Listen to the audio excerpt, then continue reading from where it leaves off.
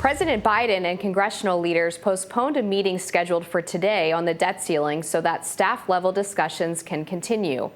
Staff will continue working and all the principals agreed to meet early next week, a White House official said. The White House source said that the administration saw the delay as a positive and that the meetings were going well and it was not time for the main leaders to meet again, The Hill reports. Biden visited New York on Wednesday, and while he was there, he said, America is the strongest economy in the world, but we should be cutting spending and lowering the deficit without a needless crisis. Here's what House Speaker Kevin McCarthy and Senate Minority Leader Mitch McConnell said after meeting with Biden on the debt ceiling on Tuesday. Unfortunately, the president has waited 97 days without ever meeting. Every day I asked, could we meet? And he said no. The House has raised the debt ceiling in a responsible manner, curb our spending at the same time, bring us economic growth. And I asked the president this simple question. Does he not believe there's any place we could find savings? He signed a bill that the House passed, became law, that the pandemic is over. We have $50 to $60 billion that have sat out there that's been appropriated for more than 2 years that we could pull back and save the taxpayer money. The United States is not going to default. It never has, and it never will. Professor of economics at Stony Brook University and author of The Deficit Myth, Stephanie Kelton, joins us to discuss. Thanks for coming on, Stephanie. Thanks for having me. What do you make of what Mitch McConnell said there, that the United States cannot default, never has, never will? Well, he's right that we never have, and I hope he's right that we never will. I think Republicans are trying, in a sense, to have it both ways, right? They're trying to say we've taken default off the table. We will not default. Under no circumstances will we default on our debt. But at the same time, they're saying we've produced this plan for President Biden and the Democrats to come to the table and negotiate the terms under which we won't default. And so, it begs the question, well, what happens if they can't reach an agreement? And that leaves open, of course, the possibility that a default could happen. Do you think that raising the debt ceiling should ever be tied to cuts in spending, or do you think that those issues should be dealt with separately? I don't think we should have a debt ceiling limit at all. So it's not just that I don't think that we should tie negotiations over spending to the lifting of the debt ceiling.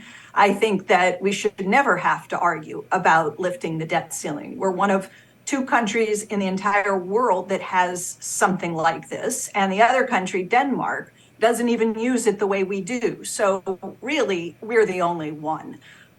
This is an impediment in all sorts of ways, and we've seen it play out. I'm old enough to remember the last, handful of times that we've gone through this, and this becomes weaponized. Both political parties have done this, and, it produces bad public policy. We may be on the cusp of watching that play out again. If a deal is reached that leads to cuts that, hurt people and hurt the economy. You heard Mitch McConnell talk about the fact that he thinks that Republicans have put forward a plan that's going to produce economic growth. The truth is these spending cuts will do exactly the opposite. So if you look at the studies that have been put out by Mark Sandy at Moody's Analytics and his team, they'll tell you this is not a pro-growth plan to reduce spending. You reduce spending and you're going to slow the economy and people are going to lose their jobs. We're going to be worse off, not better off, if we were to get something that looks close to what the Republicans are pushing.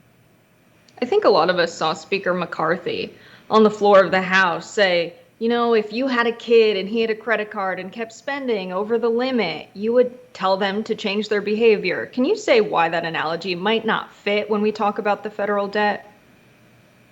Well, I'll say that it does not fit remotely. It is completely inapplicable. So, you have, all of us probably, people who are watching this have a credit card. You know what it's like to have a limit on your credit card. The limit is set by your creditor, right? They'll tell you how much they're comfortable with you spending.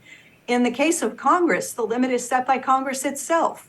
You and I can really only take on so much debt before the debt could become a problem. We don't have the income available to pay our debts on time.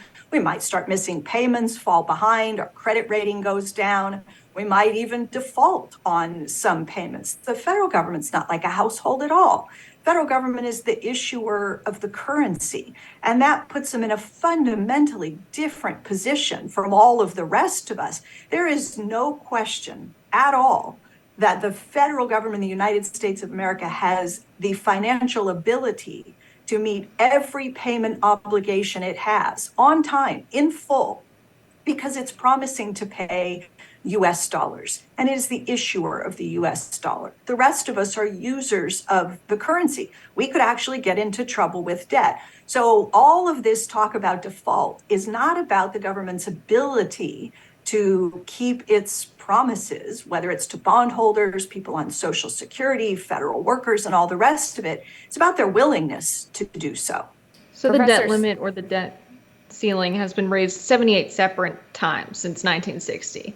Many people have this fear instilled within them that we can't raise it now, that for some reason we can't add any more dollars to our public budgets. Would you say that that's accurate or not at all?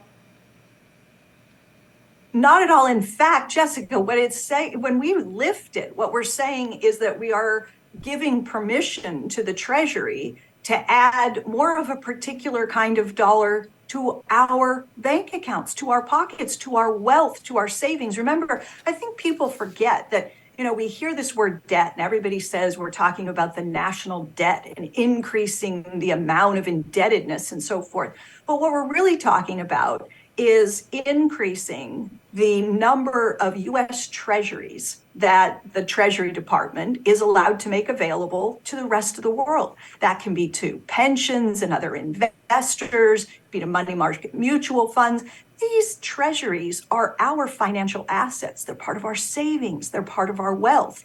So the so-called debt limit is just limiting the availability, right? It's fixing the quantity that are available at any moment in time of this particular type of US dollar. It's really interest-bearing currency. I think of it as part of the broader US money supply.